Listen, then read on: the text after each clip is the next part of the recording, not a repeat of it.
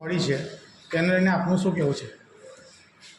Bharatiya Janata party એક ડિસિપ્લિનમાં માનનારી party છે. અવારનવાર વિકાસને લગતા કામોને લઈને સંગઠનની અને ચૂંટાયેલી પાંખની કાયમ માટે સંકલનની બેઠક થતી હોય છે. જેમ અમારા કોર્પોરેટર શ્રી શૈલેષભાઈ માહિતી આપી, વિશાલભાઈ આપી કે અગાઉ 4 વાર ટેન્ડર થયું પણ કોઈ સંજોગો વસાત આ ટેન્ડર ભરાયું ના અને કામ જંબુસર ગામની પ્રજાની ચિંતા અમને પણ છે. અમે પણ આ ગામમાં જ રહીએ છીએ અને અમને સારું નથી લાગતું કે પ્રજા દુઃખી થાય. અમારો એ જ ભાવ છે કે પ્રજાને યોગ્ય પ્રાથમિક સુવિધાઓ મળવી જ જોઈએ. પણ આ કોઈની પેઢી નથી. અહીંયા સિસ્ટમથી કામ ચાલતું હોય છે. વહીવટીની પ્રક્રિયા હોય છે, ટેન્ડરિંગની પ્રક્રિયા હોય છે. હવે ટેન્ડર નથી ભરાયું તો નગરપાલિકાના સભ્યો દ્વારા એવા પણ પ્રયાસ થયા છે કે કોઈ કોન્ટ્રાક્ટરને લાવી અને ટેન્ડર ભરાઈએ, એના માટે પણ મહેનત કરેલી છે. પણ આ આગળ વાત કરીને અમારા વિરેનભાઈ કે વિપક્ષની એક માનસિકતા છે, એમની જે સંસદમાં છે ને એવી અહીં પણ માનસિકતા છે કે એક રોડા નાખવાના, વિકાસમાં સહયોગ નહીં આપવાના. પણ એમની ગળથૂથીમાં એટલે કોંગ્રેસની ગળથૂથીમાં રહેલું છે કે એક રાજકીય સ્ટન્ટ ઊભો કરવો, પોતાના રોટલા કેવી રીતે શેકવાય એમની એ છે. પણ એમાં મારે પડવું નથી. મારી પાર્ટી, અમારા લોકોની પાર્ટી ડિસિપ્લિનમાં માનનારી છે. અગાઉ વિકાસને લગતા કોઈ પણ કામોમાં નગરપાલિકાના સભ્યો અને જંબુસર શહેર ભાજપ સંગઠન એ મળી અને સંકલન કરી આગામી વિકાસના કામો કરવાની છે. તમને દરખાસ્ત કરવામાં આવી હતી કે અમે આ રસ્તો બનાવી રહીએ કેમ કે અમારી ગાડીઓ અહીંથી જાય છે, તો એ કેમ ના સ્વીકારવામાં આવે? તમારા પ્રેસ માધ્યમથી અમે એવું કહીએ છીએ કે જે બી આ પીઆઈ કંપનીની લોકવાયકા ચાલી રહી છે એ બિલકુલ ખોટી અફવા છે. પીઆઈ કંપનીને અમે જે સર્કલો બનાવ્યા અમે જંબુસર નગરમાં એ સર્કલ માટેની દરખાસ્ત કરી હતી. અન્ય કંપની એટલે કે ઓએનજીસી છે કે આ મીઠાના ઘર એ બધાને પણ અમે દરખાસ્ત કરેલી છે. સર્કલ માટે પણ અમને સહકાર નથી મળ્યો.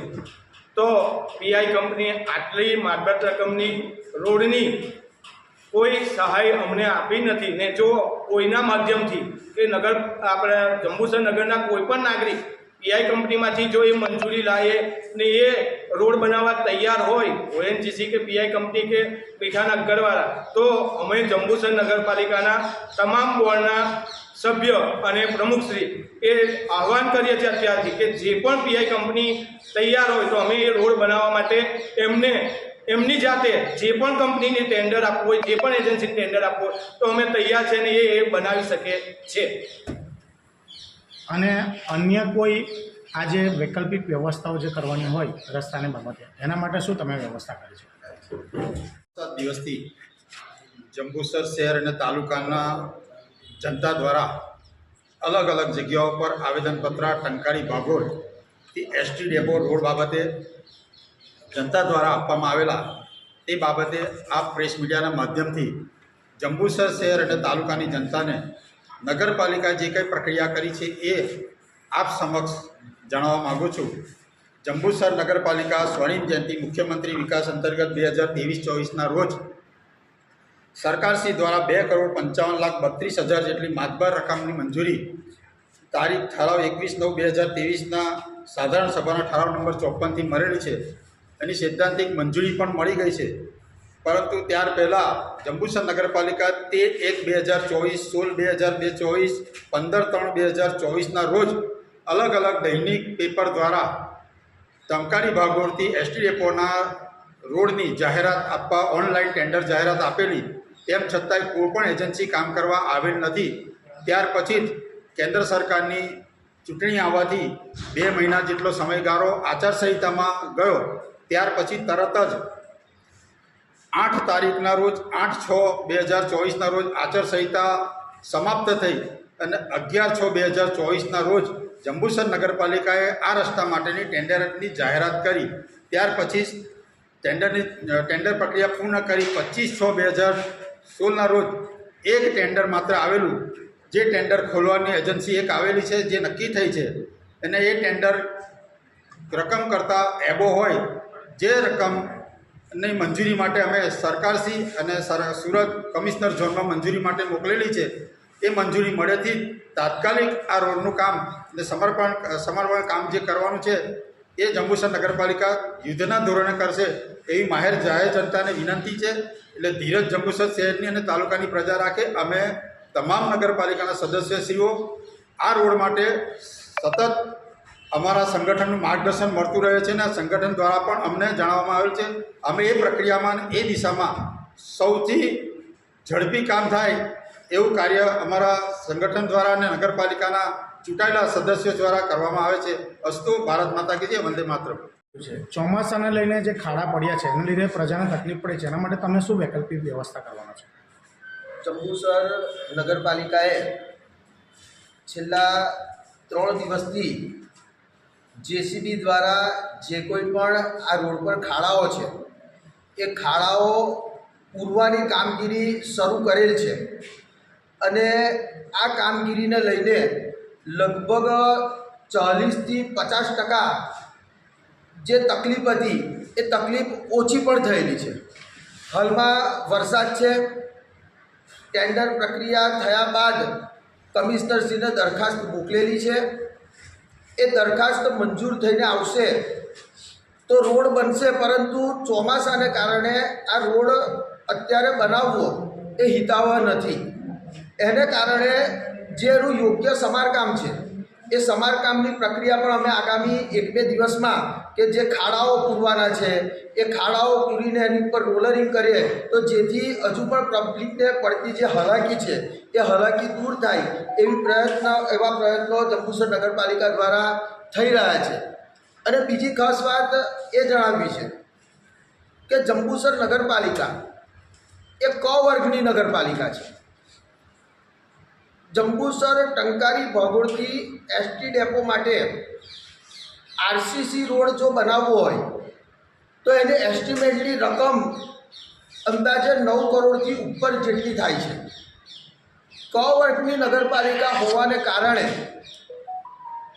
સરકારશ્રી તરફથી આટલી મોટી ગ્રાન્ટ એક સાથે જંબુસર નગરપાલિકાને મળતી નથી અને એને લઈ અને અમે આરસીસી રોડ બનાવી શકતા નથી. પરંતુ જંબુસર નગરપાલિકાના પ્રમુખશ્રી અને ચૂંટાયેલા જે તમામ સભ્યો છે ભારતીય જનતા પાર્ટીના, એ સભ્યોનો એક એવો વિચાર છે કે આગામી સમયમાં આ જે ટંકારી ભાગોળથી એસટી ડેપોથી પ્લાઝા હોટલ સુધીનો જે રસ્તો છે કે જે ક વર્ગની નગરપાલિકા હોવાને કારણે પૂરતી ગ્રાન્ટના અભાવે આપણે નિભાવણી કરી શકતા નથી. તો એ રસ્તો એ સરકાર હસ્તક આપી દેવો, ઠરાવ કરીને PWDને આપી દેવો, R&B વિભાગને આપી દેવો કે જેથી પ્રજાને પડતી જે હાલાકી છે એ હાલાકી દૂર થાય. સરકાર દ્વારા એમાં PWD દ્વારા વધુ ગ્રાન્ટ જો ફળવાશે તે આરસીસી રોડ પણ બની શકશે. એટલે અમે એ દિશામાં પણ આ નગરપાલિકાની બોડી પ્રયત્ન કરી રહી છે કે સરકાર હસ્તક જો એ રોડ PWDને આપી દઈએ તો વધુ ગ્રાન્ટની ફાળવણી થાય અને એના થકી પ્રજાને જે પડતી હાલાકી છે, વારંવાર આ રોડ બગડી જાય છે, એ રોડ બગડતો બંધ થાય અને સારો રોડ વધુ ગ્રાન્ટથી આરસીસીનો રોડ ત્યાં બની જાય એવી યોજના જે આગામી સાધારણ સભા જ્યારે થશે ત્યારે પ્રમુખશ્રી અને સભ્યોશ્રી એવું કહે છે કે અમે આગામી સાધારણ સભામાં આ અંગેનો ઠરાવ કરી અને સરકારને સુપ્રત કરવા માટેના પણ પ્રયત્નો કરીશું. એટલે આ નગરપાલિકાની આગામી યોજના છે. અને સાથે સાથે ગટરની પણ સમસ્યાઓ છે. 2011માં આપણી ગટર યોજના ફેલ થઈ ગયેલી છે, તો એના માટે શું પ્રાધાન્ય નગરપાલિકા દ્વારા? જ્યારે જંબુસરમાં ગટર યોજનાની શરૂઆત થઈ ત્યારે જંબુસરની અંદાજિત વસ્તી 20થી 25,000ની વચ્ચે હતી. સરકારશ્રીના આંકડા મુજબ અત્યારે જંબુસરની વસ્તી લગભગ 50,000ની આસપાસની હશે. વસ્તી વધવાને કારણે જે નાની ગટર લાઈન મંજૂર થયેલી હતી ને બનેલી હતી એમાં ભરણ વધ્યું છે અને ભરણ વધવાને કારણે ગટરની અમુક વિસ્તારોમાં થોડી ઘણી સમસ્યાઓ છે. જંબુસર નગરપાલિકા દ્વારા પ્રેશર મશીનથી અને સુરત પ્રાદેશિક કમિશનર તરફથી પણ સુપર સકર મશીન આપવામાં આવે છે.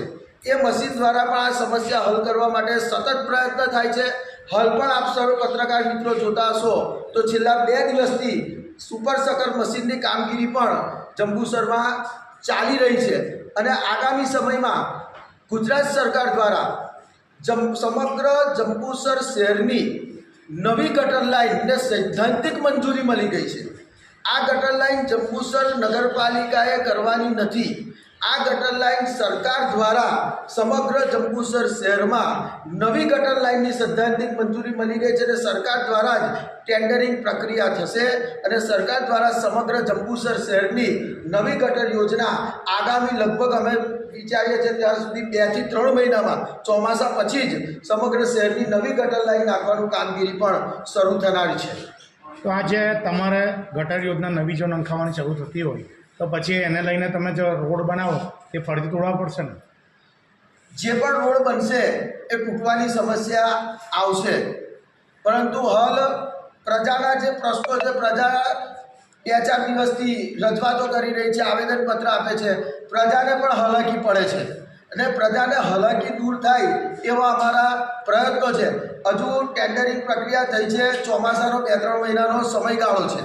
એ સમયગાળા દરમિયાન જો સરકારશ્રી દ્વારા ગટર લાઇનની કામગીરી શરૂ કરવામાં આવે તો કદાચ આ નવા રોડની કામગીરી થોડીક વિલંબ પણ થાય, પણ ત્યાં સુધી વૈકલ્પિક વ્યવસ્થાના ભાગરૂપે પ્રજાના રોડ પર તકલીફ ના પડે એવી વ્યવસ્થા તો કરવામાં આવશે જ.